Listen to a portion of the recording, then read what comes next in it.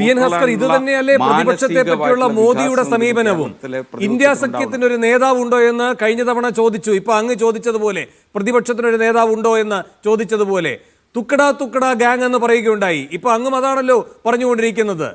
അപ്പൊ ഇതാണോ പ്രതിപക്ഷത്തെ പറ്റി നിങ്ങളെല്ലാവരും ഈ പറയുന്ന പങ്കുവെക്കുന്ന ഒരു സമീപനം? അങ്ങനെയെങ്കിൽ ഇതിനപ്പുറത്തേക്ക് CPM-ന്റെ സംഘടനാപരമായ മൗലികതയിലേക്കൊന്നും പോകരുത്. ഇത് അങ്ങേയറ്റത്തെ വലതു വ്യതിയാനം സംഭവിച്ച ഒരു ഭരണവർഗ പാർട്ടിയുടെ വാദഗതികളാണ്.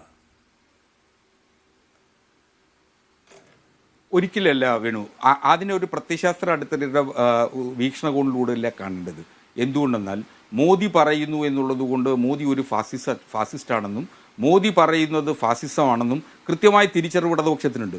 പക്ഷേ അതുകൊണ്ട് അതേ രീതിയിൽ കേരളത്തിൽ ആവർത്തിക്കുന്നു എന്നല്ല വസ്തുത. ആ വസ്തുതയെ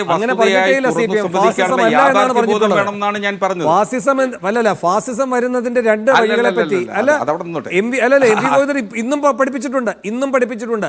ഒന്നുകിൽ ലക്ഷക്കണക്കിന് ആളുകളെ ഗ്യാസ് ചേമ്പറിലിട്ട് കൊല്ലണം, അല്ല എങ്കിൽ പട്ടാളവും അതേന്നേ ഭരണഘടനാ സംവിധാനങ്ങളും എല്ലാം പിടിച്ചടക്കപ്പെടുക. അങ്ങനെ തെരഞ്ഞെടുപ്പ് അടക്കമില്ല അല്ലേ താമോദരേ? AK സെന്റർ ഉണ്ടാവില്ല. എനിക്ക് നിങ്ങൾക്ക് ഇങ്ങനെ ഒരു അഭിമുഖം തരാൻ കഴിയില്ല. മനോരമ ലേഖകനോട് പറയുകയാണ്, AK സെന്റർ ഉണ്ടാവില്ല, എനിക്ക് നിങ്ങൾക്ക് ഇങ്ങനെ ഒരു അഭിമുഖം തരാൻ കഴിയില്ല. ക്ലാസിക്കൽ അത് ക്ലാസിക്കൽ ഫാസിസത്തെ കുറിച്ചും നാസി ജർമ്മനിയിൽ ഉണ്ടായിരുന്ന യാഥാർത്ഥ്യ ബോധത്തോടു കൂടിയുള്ള സമീപനമാണ്.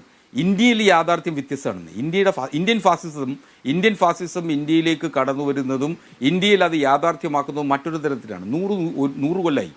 100 കൊല്ലമായി ഉയർന്നു വന്ന ഹൈന്ദവ മൂല്യാധിഷ്ഠിതത്തിൽ ഉയർന്നു വന്ന ഒരു ഫാസിസ്റ്റ് ഭരണകൂടം തന്നെയാണ് ഇന്ത്യയിലുള്ളത്.